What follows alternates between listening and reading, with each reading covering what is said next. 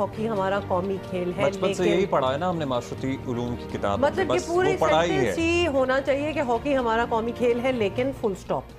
क्योंकि जिस तरह जो ट्रीटमेंट हॉकी के साथ होती है, हॉकी प्लेयर्स के साथ होती है, वो हमें इसको नेशनल स्पोर्ट से निकाल देना चाहिए। ऐसा नहीं है कि हमने अच्छे टाइम देखे नहीं हैं, मतलब हम सुनहरी दौर को याद कर रहे हैं, करते रहते ही हैं, लेकिन हम कितना सुनहरी दौर की यादों में जिंदा रहें।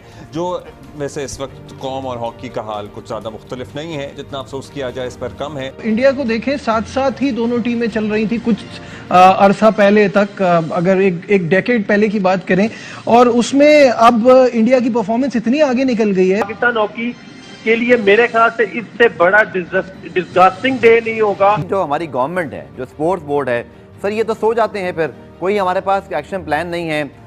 वैसे तो खैर मैं कहना नहीं चाह रहा क्योंकि मेरा सब्जेक्ट नहीं है, बहुत सारी चीज़ों में भी इस पर मसले मसाइल चल रहे हैं, चाहे वो इकनॉमी हो, जो भी चीज़ें, लेकिन मेरा वो टॉपिक नहीं है। लेकिन सर स्पोर्ट्स पे तो बिल्कुल ही तवज्जो नहीं है। अगर वहाँ खेलों की तरक्की के लिए काम किया जाए, आप कमरे जाकर देख लें, सर्दियों में वहाँ पर खिड़कियां तक नहीं है, तेज हवा चल रही है, इस्लामाबाद की सर्दी, तो बहुत सारी ऐसी फैसिलिटीज नहीं है तो होनी चाहिए। तो हुकूमत को तवज्जो देनी चाहिए। आप पड़ोसी को देख ले कि किस तरीके से उनके एथलीट्स जाते हैं, परफॉर्म करते हैं। हम लोगों की बदकिस्मती है कि हम सियासी उसमें उलझे रहते हैं और हम अपने एथलीट को सपोर्ट नहीं करते, जिसकी वजह से हमें ये दिन देखना पड़। जो इंडिया की है वो 5th वर्ल्ड की, और उसके अलावा जो उन्होंने प्रमोशन जो चीज़ ली है वो जो है एक लीग करवाई उन्होंने 2 से 3 साल 4 साल पहले, पैसा इन्वेस्ट किया, चीज़ों को एक डिसिप्लिन में लेके आए और एक प्रोसेस चलाया 4 से 5, जो मैं आपको बता चुका हूँ। तो इसके बाद उनको अचीवमेंट मिली है। नेशनल स्टूडेंट बहुत बेहतर होता जा रहा है और सख्त होता जा रहा है, उसमें बड़ी सख्त मेहनत की जरूरत है।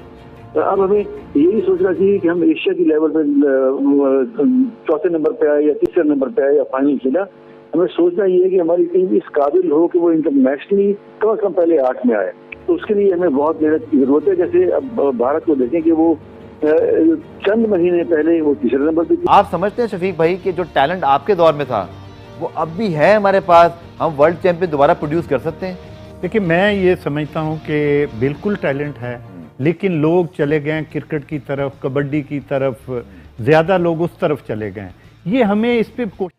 जय हिंद दोस्तों, Chak De India Bharat talk hockey team ने टोक्यो ओलंपिक की कहानी दोहराते हुए पेरिस ओलंपिक में फिर से एक बार पदक जीता है, कांस्य पदक जीता। भारतीय हॉकी टीम के कप्तान हरप्रीत सिंह के 2 गोल की मदद से स्पेन को 2-1 से हराकर देश के लिए और अपने सुनहरे करियर पर विराम लगाने वाले PR श्रीजेश के लिए कांस्य पदक जीता।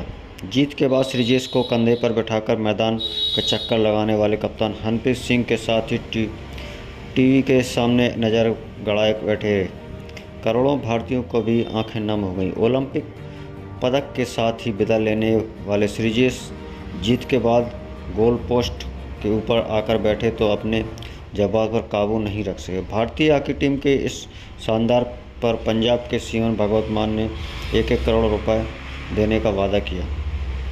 CM भगवत मान ने पूरी 1-1 करोड़ रुपए दिए जाएंगे हर खिलाड़ी को।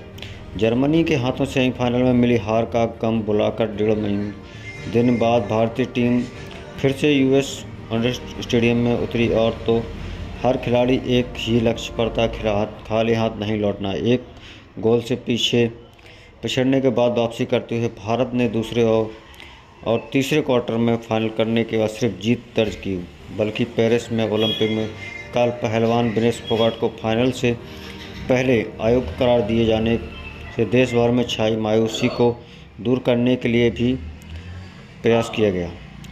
इस जीत के साथ ही भारत के लिए 336 मैच खेलने वाले महान गोलकीपर श्रीजेश ने भी अंतर्राष्ट्रीय हॉकी से अलविदा कह दिया। भारतीय टीम के लिए हरप्रीत सिंह ने 30वें और 33वें मिनट में, जबकि स्पेन के लिए मार्क मिरालेस 18वें मिनट में गोल दागे। 8 बार की चैंपियंस भारतीय पुरुष टीम को यह